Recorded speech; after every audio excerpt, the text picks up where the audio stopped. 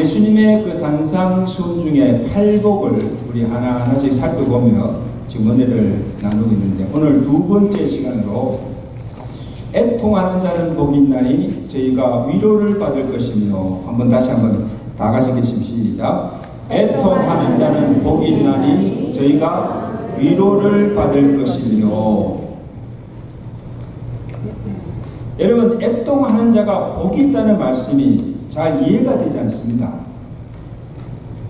사회상적 가치로 보면 웃으면 복이 온다는 것처럼 슬퍼하고 우는 자보다는 기뻐하고 웃는 자가 더 행복하고, 웃는 자가 인생의 성공자라고 할 수 있습니다.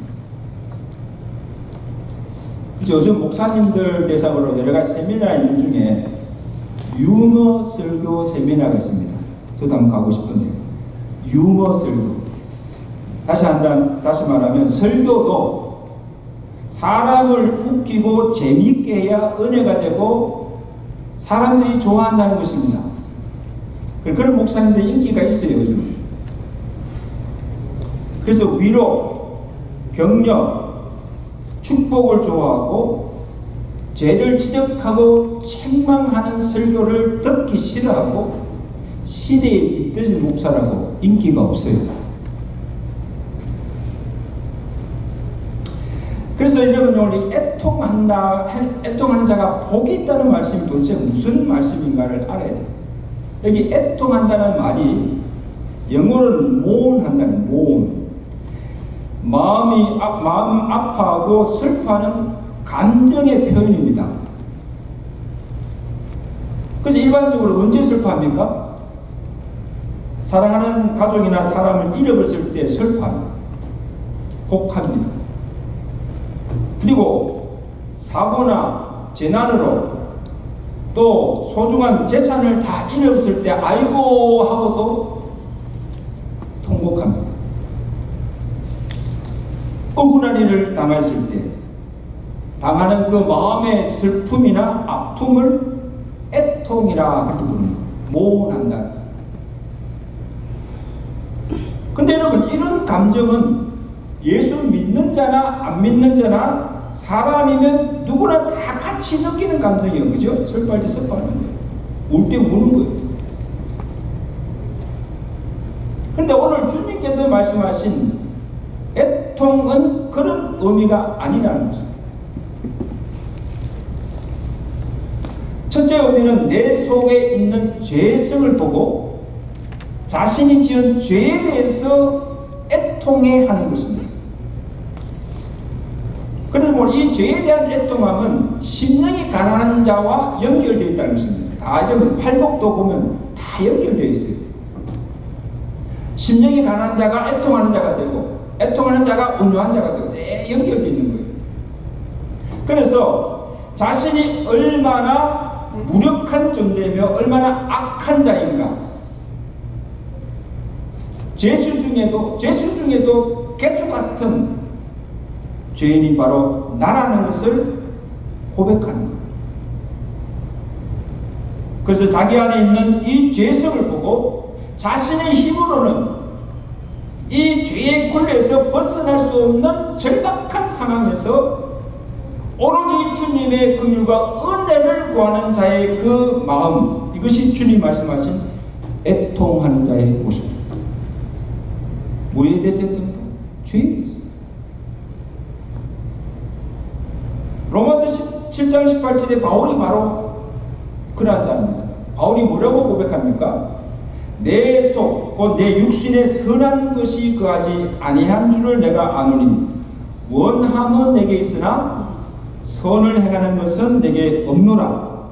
내가 원하는 선은 행하지 아니하고 도리어 원치 않은 악을 내가 행하는도다. 그리고 뭐라고 고백합니까? 오라 나는 공고한 사람이라.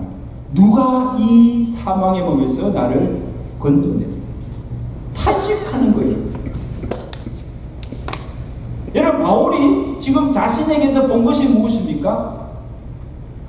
태어날 때부터, 아예 내가 태어날 때부터 마음속 뿌리 깊게 잡고 있는 이 죄의 본성을 본 겁니다.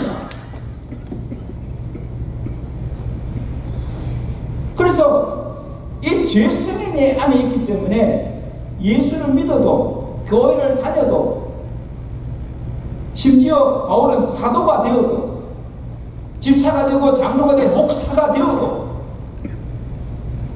여전히 이 죄성이 없어지지 아니하고 그 죄성이 내 생각과 행동을 컨트롤하고 있다는 것입니다. 죄의 지배 안에 살고 있다는 것입니다. 그러므로 내 안에 있는 이 죄성 때문에 내는 사랑하고 싶은데 왜 미워하는 거예요? 나는 지금 선을 행하고 싶은데 왜 도리어 악을 행한다는 거예요? 내가 화내면 안 되지 하면서도 절제하지 못하고 화내고 분을 발하고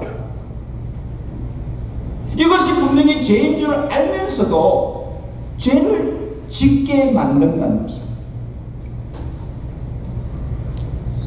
그래서 바울이 자신의 이 죄성과 이 나약함을 보고는 오라 나는 공고한 자다. 나는 어쩔 수 없는 죄인이구나.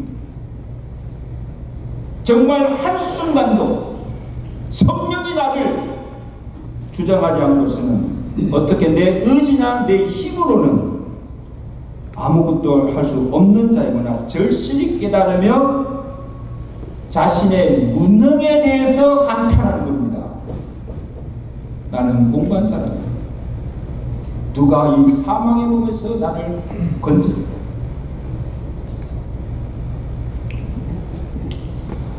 여러분, 저는 사도 바울만 아니고 저와 여러분 누구에게도 뿌리 뽑지 못한 죄성이 우리에게 지금 남아있다는 것입니다. 아멘? 그래서 지금은 그런 죄성이 나타나지 않는 것 뿐이지 항상 내 속에 잠재하여 있어서 언제 어느 때 어떤 일로 그 죄의 본성이 드러나서 나를 넘어지게 할지 죄를 지을지 아무도 예측할 수가 없다는 거죠. 제가 예를 하나 들게요. 여러분 옛날에 우리 살 때는 구중물통 있잖아요. 그래서 부엌에서 막 이렇게 음식 쓰레기들을 금방금방 안 버리고 그 구중물통에 다 그냥 부어놓아요. 그렇죠? 그러면 그 구중물통에 온갖 잡종 쓰레기 거기 막 냄새 쓰레기가 다 가득 차 있어요. 근데 그걸 가만히 있을 때는요 위에 물 보면 깨끗한 거 보이는데도 그거 가서 구정이를 가지고 확 휘저으면 어떻게 됩니까? 막 휘저으면 그 속에 있던 온갖 구정물들 잡쓰레기 다 올라갑니다. 이게 우리 죄성과 같아요. 여러분 우리 죄성이 좀 있는데 가만히 있을 근상 때는 몰라요. 근데 그 누가 건드리기만 하면 이 죄성이 확 떠나서 화를 내고 분을 말하고 싸우고 온갖 악을 행하게 된다는 겁니다. 어쩔 수가 없어요.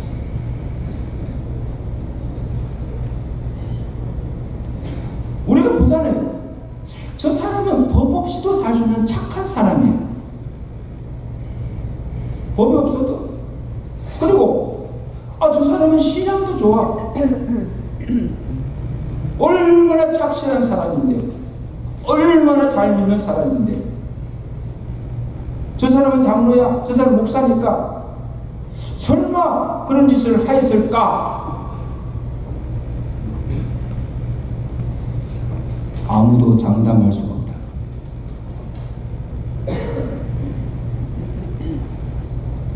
사람이니까 그럴 수가 있다는 것입니다. 아무리 믿음이 좋고 착한 사람이 할지라도 이 죄성을 이기지 못하면 죄를 지을 수밖에 없다는 것입니다. 여러분 인정하세요? 사람이니까.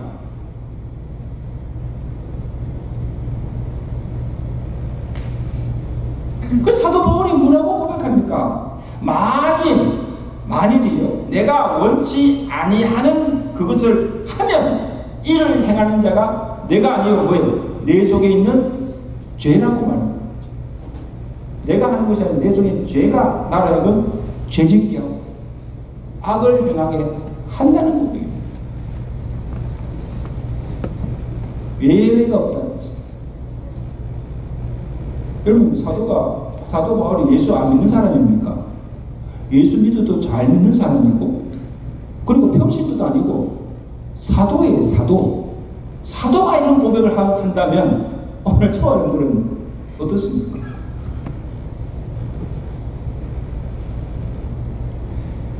그래서 여러분, 죄는 미워하되 사람은 미워하지 말고 그를 정죄하거나 비난해서도 안 된다는 말입니다. 왜? 나도 그러한 죄를 지을 수 있는 죄성이 내게도 있기 때문입니다. 아멘?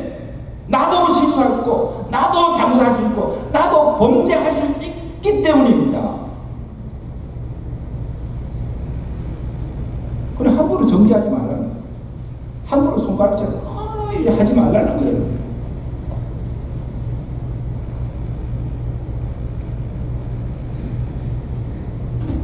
그 다음 자신이 지은 죄에 대해서 철저히 뉘우치는 죄를 통해 하면 진정으로 회개하는 모습입니다. 이게 애통하는 자의 모습입니다. 여러분, 다윗을 보세요. 다윗은 하나님의 마음에 합한 자였어요. 의인이고 하나님을 믿는 사람이었어요. 근데 그가 한때 정욕에 이끌려서 이 우리아의 아내, 남의 아내 바세바를 취합니다. 강간하는 것이고, 그리고 그 자기의 죄를 은폐하고 감추기 위해서 우리아를 전장에 보내서 죽이기까지 하는 살인죄까지 저지릅니다. 사악한 짓을 한 거죠. 그리고 그 바세바를, 우리아가 죽자 그 바세바를 데리고 와서 자기 아내로 삼습니다. 보세요. 일개 한 나라의 왕으로서, 하나님을 믿는 자로서 도저히 할 수 없는 중죄를 짓습니다. 큰 죄를 범합니다. 근데 그러한 죄를 짓고서도 애통해하거나 자기 죄를 인정치 않고 그것을 은폐하고 감추려고 합니다. 이게 더 악한 거죠. 하나님께서 가만두시겠어요? 하나님께서 누구를 보내십니까? 나단 선지자를 다윗 왕에 보내서 다윗의 죄를 지적하고 책망하십니다. 뭐라고 책망하십니까? 사무엘하 12장 9절 보면 어찌하여 내가 여호와의 말씀을 업신여기고 나 보기에 악을 행하니 내가 칼로 햇사람 우리아를 죽이고 그의 아내를 빼앗아 강간하고 아내로 삼아두다. 다윗은 자신이 지은 죄를 부인하고 감추고 덮으려고 했지만 하나님은 이미 그가 무슨 짓을 한지를 다 보고 알고 계셨다는 것입니다. 내가 남의 아내 바세바를 취하고 강간하고 그 우리아를 죽이고 내 아내를 삼은 죄를 조목조목 지적하고 내가 어떻게 이런 악을 행해야 되냐고 책망했습니다.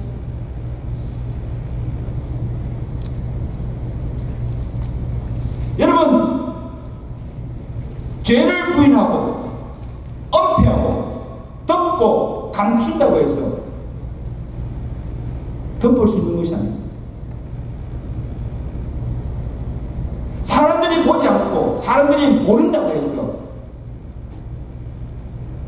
죄가 없어지는 것이 아닙니다. 아멘? 죄는 그냥 그대로 있어요.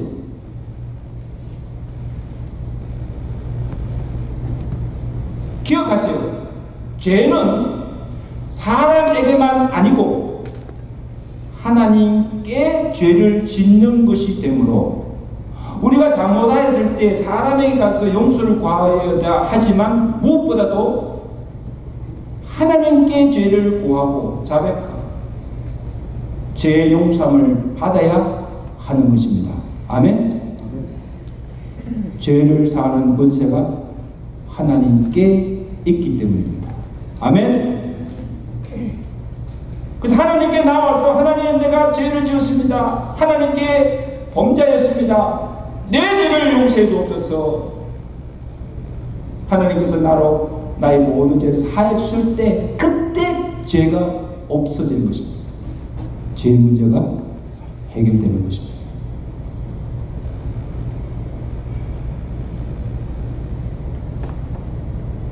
나단 선지자가 다윗의 죄를 지적하였을 때, 책망하실 때 다윗이 보인 반응이 바로 애통하는 자의 참 모습입니다. 사무엘하 12장 13절에 다윗이 나단에게 이르되 내가 여호와께 죄를 범하였도다. 내가 여호와께 큰 죄를 범하였다. 죄를 시인합니다. 그리고 시편 51편에 보세요. 다윗이 자신의 죄를 통회하며 회개하는 기도가 나옵니다. 여러분, 회개할 때 이 다윗의 기도를 참고하세요. 어떻게 기도합니까? 하나님이여, 주의 인자를 따라 내게 은혜를 베푸시며 나의 죄악을 씌워 주소서. 물론 나는 내 죄가를 아오니 내가 주께 범죄하여 주의 목전에서 악을 행하였나이다. 누구 앞에? 하나님 앞에 죄를 지었다. 내 죄가 항상 내 앞에 있나이다. 우슬초로 나를 정결케 하소서. 내가 정하리다. 나의 죄를 씻어 주소서. 내가 눈보다 길이다. 주의 얼굴을 내 죄에서 돌이키시고 나를 주 앞에서 쫓아내지 마시며 주의 성령을 내게서 거두지 마소서. 죄를 통회하며 참회하는 기도를. 다윗은 자신의 죄를 마음 아파하며 괴로워하였습니다. 자기 죄를 애통해 하며 매일 밤 눈물로 침상을 적십니다. 철저히 회개의 눈물을 흘리며 하나님이여, 하나님이여, 내 죄를 용서해 주시고 내 죄를 맑게 씻어 주시옵소서. 사하여 주옵소서. 용서를 구하는 기도를 드린 것입니다. 자신의 죄인지를 부인하지도 않고 솔직히 시인하며 그 죄를 통해하며 하나님께 상한 심령으로 나와서 하나님의 긍휼과 용서를 구하는 마음, 이것이 오늘 주님께서 말씀하신 애통하는 자의 모습입니다.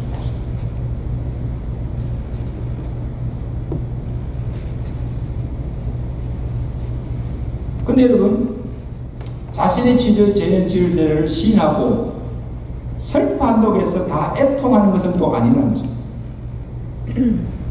여러분, 가룟 유다를 보세요. 가룟 유다도 예수님의 제자로서 큰 죄를 지었지요. 무슨 죄입니까? 아니, 세상 예수를, 아무 죄 없는 예수를 은 30냥에 팔아버린 거예요. 배신한 거예요. 다윗이 지은 간음죄나 살인죄보다도 어떻게 보면 더 악한 죄예요. 가룟 유다가 나중에 자기가 한 일이 정말 잘못된 것임을 깨달습니다. 그리고 뉘우쳐요. 아, 내가 잘못했구나. 그리고는 그 죄를 하나님께 구하거나 용서를 구하지 아니하고 자기 목숨을 끊습니다. 스스로. 마태복음 27장 3절 보세요. 예수님을 판 유다가 그의 정죄됨을 보고 스스로 뉘우쳤어요. 아, 내가 잘못했구나. 큰 죄를 지었구나. 그리고는 그 은 30, 예수를 판돈 그 은 30을 다시 대제사장과 장로들에게 도로 갖다 줍니다. 그러니까 제사장들 그걸 받았어요? 더러운 돈을 해가지고 받지 않았습니다. 그러니까 던지고 온 겁니다. 그럼 좀 마음에 좀 위로를 받을까 해서. 내가 무죄한 피를 팔고 죄를 범하였도다 뉘우쳤습니다. 유다가 은을 성소에 던져놓고 물러가서 스스로 목매어 죽은지라. 이는 뭐가 달라요? 다윗과 가룟 유다가 뭐가 달라요? 유다가 예수를 판 일로 자기가 큰 죄를 범했다는 것을 뉘우치고 깨달았습니다. 설파하였습니다. 그러면 어떻게 됩니까? 다윗처럼 하나님께 나아가서 하나님, 내가 잘못했습니다. 큰 죄를 범하였습니다. 지은 죄를 통회하며 하나님, 내 죄를 사하여 주세요. 용서해 주세요. 하나님께 용서를 구하여야 하지 않습니까? 그렇죠? 근데 그가 하늘은 돌아가서 목을 메고 죽었다는 거죠. 그렇다고 해서 그 죄가 사함받을 수 있습니까?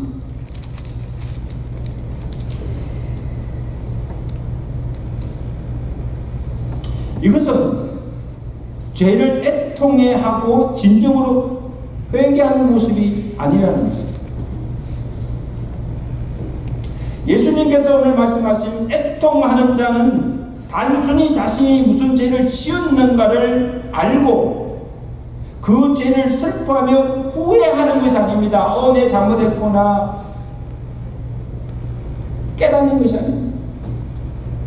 그 죄를 통회하며 하나님께 나와 사죄를 구하며 그 죄에서 돌이키고 하나님께로 돌아오는 것, 이것이 진정한 회개요 애통하는 자의 모습이라는 것입니다.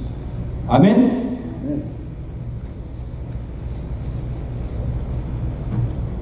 여러분, 구원파 이야기 들어보세요. 구원파에서는 그 제사함 거듭남의 비밀이라는 그런 교리를 가르칩니다. 그래서 그 박옥수, 그 구원파 주창자 박옥수가 쓴 그 제사함 거듭남 비밀 2권을 넣는 책입니다. 그 책을 제가 한번 읽어보았어요. 도대체 무슨 교리를 가르치는지. 핵심은 바로 이거예요. 예수를 믿고 성령으로 거듭난 구원받은 성도는 더 이상 죄에 대해서 애통할 필요도 없고 회개할 필요도 없다는 거예요. 왜? 이미 예수님께서 십자가에 달려 돌아가실 때 나의 죄, 과거, 현재, 앞으로 질 미래의 죄까지 원죄뿐 아니고 자범죄까지도 다 담당하시고 십자가에 달려 죽으시고 내 모든 죄를 사하여 주셨는데 무엇 때문에 애통해하며 울며 불며 회개 기도를 하는가?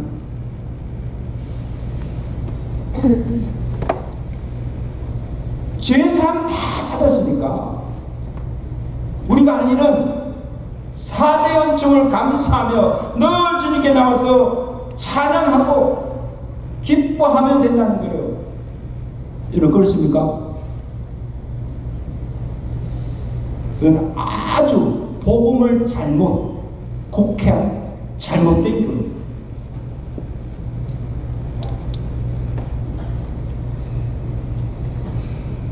요한일서 1장 8절에 그 말씀을 보면 만일 우리가 죄가 없다고 말하면 스스로 속이고 또 진리가 우리 속에 있지 아니할 것이요 만일 우리가 우리 죄를 자백하면 하나님은 미쁘시사 의로우시사 우리 죄를 사하시며 우리를 모든 불의에서 깨끗하게 하실 것이요. 자 여기 보세요.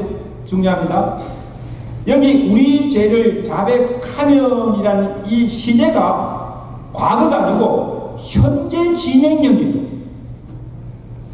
이게 무슨 말인가 하면 우리가 예수를 믿고 성령으로 거듭나고 구원을 받았다 할지라도 우리 속에 여전히 죄성이 있기 때문에 죄를 짓는다는 겁니다. 여러분 죄 지어야 안 지어요? 지어야 안 지어요? 원죄뿐 아니고 날마다 짓는 작은 죄가 있어요. 그러므로 우리가 죄를 지을 때마다 우리 죄를 하나님께 자백하고 회개하는, 날마다 죄를 씻으라는 겁니다. 그러면 하나님 미쁘시사 내가 자백하고 회개하는 죄를 사유시고 깨끗하게 해 주신다는 사실입니다. 아멘.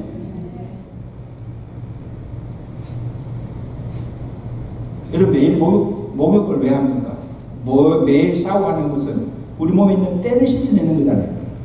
매일 목욕을 해야죠. 왜? 때를 매일 묻히기 때문에. 마찬가지로 우리가 한 번만 아니고 매일 매 순간마다 죄를 지을 때마다 우리 죄를 자백하기만 하면 하나님께서 죄를 사주시고 용서해 주시고 죄의 사함을 받아야 한다는 말. 아멘. 그리고 늘 회개해야 돼요. 회개해야 됩니다.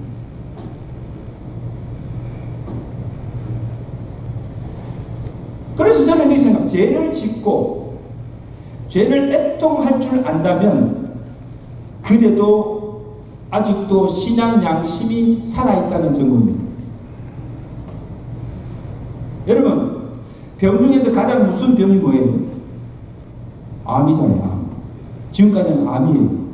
여러분, 암이 왜 무섭습니까? 암에 걸리면 처음 증세가 나타난 자각 증세가 없어요.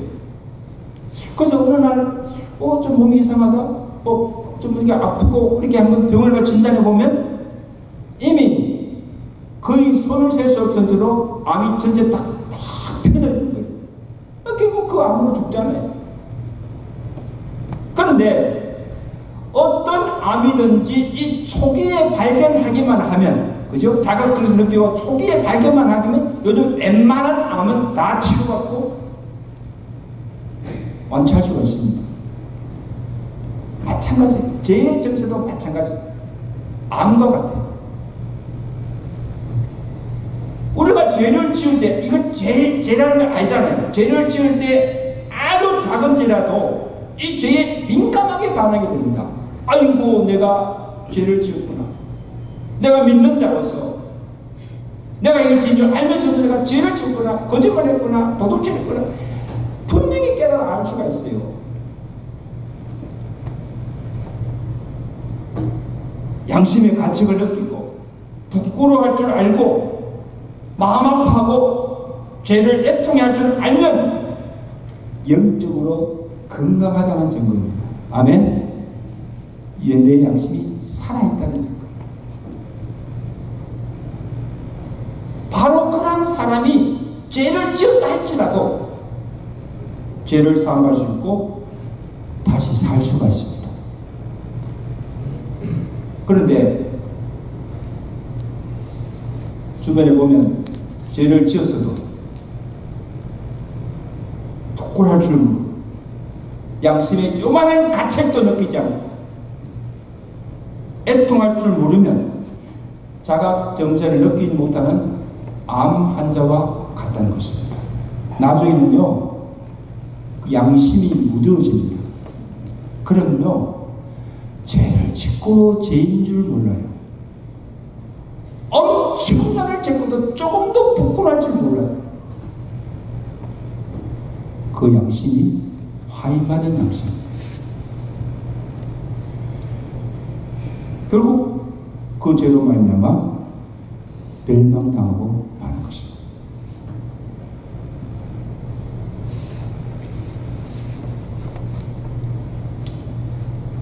사실 여러분, 우리는 다 하나님 믿는 자들이에요. 앞으로 우리가 살아가면서 우리 무엇에 대해서, 이 죄에 대해서 민감하게 반응할 줄 알아야 됩니다. 아멘? 죄를 지었으면 되지을 수 있어요. 실수할 수 있어요. 잘못할 수 있어요.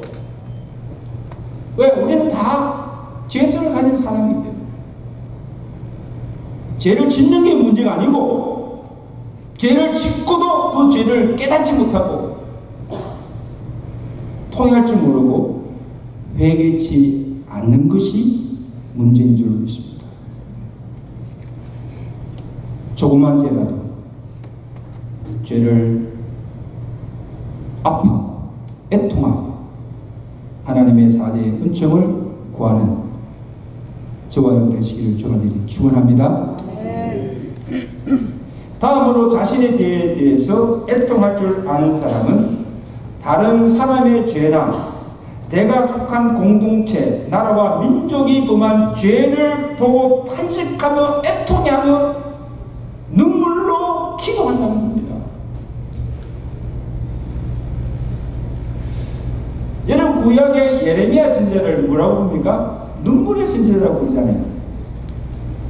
그런데 왜 하필 눈물의 선지자라고 불렀을까?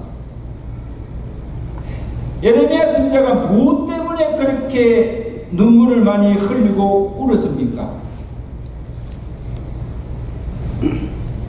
자신의 죄 때문이 아니고 자신을 위해서가 아니고 자신의 동족 이스라엘이 하나님을 떠나고 범죄에서 타락하며 멸망당하는 것을 보고 탄식하며 울었다는 겁니다. 예레미야 8장 18절입니다. 슬프다 나의 근심이여 어떻게 위로받을 수 있을까? 내 마음이 병들었도다. 상하였도다. 그들이 이스라엘이시오. 어찌하여 그 조각한 신상과 이방의 헛된 것들로 인하여서 우상 숭배로 하나님을 경노케 하였느냐. 딸 내 백성이 상하였으므로 범죄하였으므로 나도 상하여 슬퍼하며 놀라움에 잡혔도다. 어찌하면 내 눈은 눈물 거는이 됐고 죽임을 당한 내 백성 이스라엘 위에서 주야로 내가 울리로다. 여러분 누구 때문에 애통하면 누구 때문에 운다고 했습니까? 자기 민족 이스라엘 백성들입니다.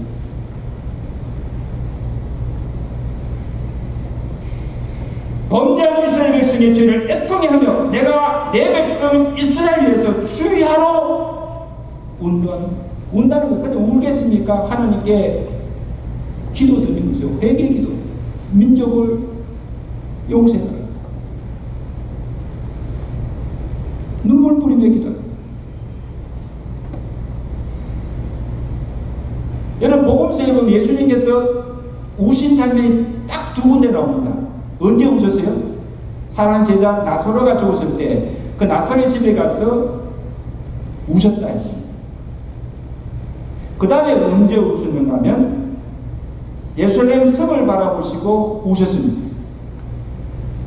누가복음 19장 41절에 예수님이 가까이 오사 그 예루살렘 성을 보시고 우시며 이르시되 너도 올 평화에 관한 일을 알았다면 좋을 뻔하였거니와 지금 내 눈에 숨겨졌도다. 날이 이를지라 내 원수들이 토tun을 쌓고 너를 불러 사면으로 거두고 또 너와 및 그 가운데 있는 내 자식들을 땅에 내어치며 돌 하나도 돌 위에 하나도 남기지 아니하리라. 그냥 예루살렘 성이에요. 근데 예수님께 그 성을 바라보시고 오신 것은 그 이유는 평화를 주러 예루살렘에 왔었으나 예수를 영접치도 아니하고 거역하다가 후에 로마에 의해서 멸망당해서 예루살렘 성전도 다 해파되고 백성들도 사로잡혀가서 고통당할 것을 미리 내다보시고 그 성을 보시고 오신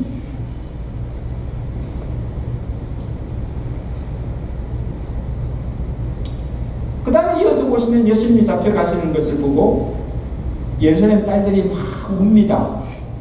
그 우는 딸들을 보시고 예수님께서 하신 말씀이 누가복음 20장 18절에 예루살렘의 딸들아 나를 위해서 울지 말고 너와 내 자녀를 위해서 울라. 나를 위해서 울지 말라. 너와 너 자녀 멸망당할 이 예루살렘의 성을 보고 울라는 겁니다. 울라고 했어요. 사랑성도 여러분, 예레미야 선지자가 자기 백성 이스라엘 죄를 애통해하며 운 것처럼 예수님께서 멸망당할 예루살렘을 바라보시며 탄식하며 우신 것처럼 또한 나의 죄만 애통해하며 울 것이 아니라 잘못된 길로 가고 있는 형제를 보며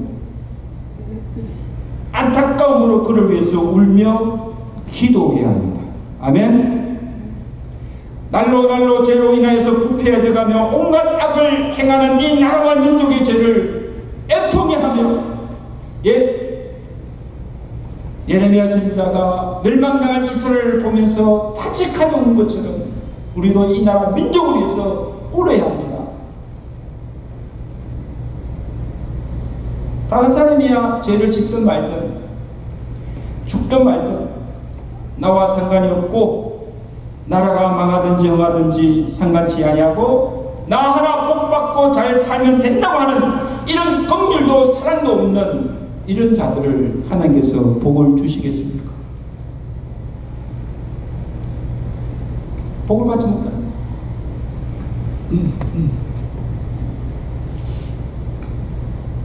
마지막으로 애통하는 자가 받는 복이 무엇인가? 다시 애통하는 자는 크게 애통하는 자는 무슨 복입니까? 저희가 위로를 받을 것이며. 여러분, 복이 있다는 말은요, 애통하며 슬퍼하는 것으로 주어지는 그 결과가 하나님의 위로가 있기 때문에 복이 있다는 거예요. 무엇이 있다? 하나님의 위로가 있기 때문에. 심령이 가난한 자는 복이 있나니 왜? 천국이 저희 것입니다. 자, 천국도 얻지 못하고 그냥 계속 가난하기만 하면 이건 복이 아니죠. 심령이 가난할 때 천국이 임하는 복이 있기 때문에 복이 있는 거예요. 마찬가지로 슬픔도 마찬가지입니다.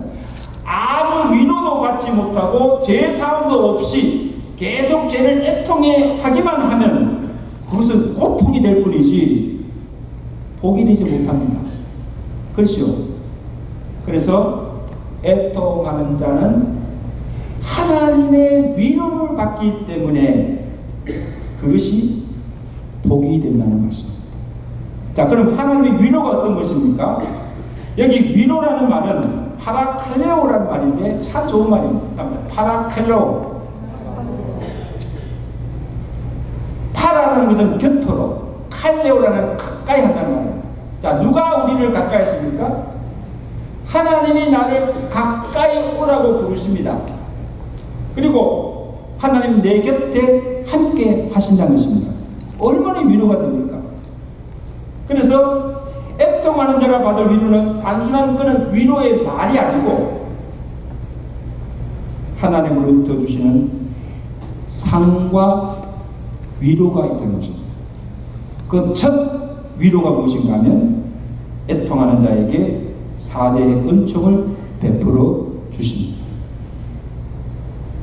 만일 우리가 죄를 자백하면 그는 미쁘시고 의로우사 우리 죄를 사하시며 우리를 모든 불의에서 깨끗게 하시는 사죄의 은총을 주십니다. 이게 진정한 위로예요.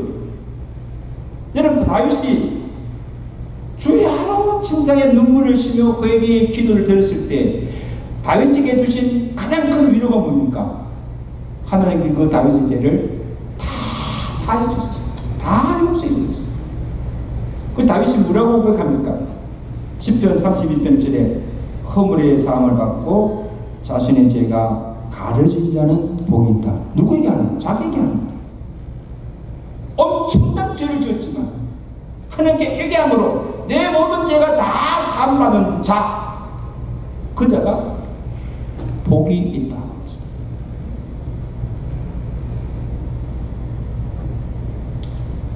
그 다음으로 우리에게 주신 위로는 후에 천국에 가서 주님께서 우리를 위로하시고 우리의 눈에 눈물을 닦아주시고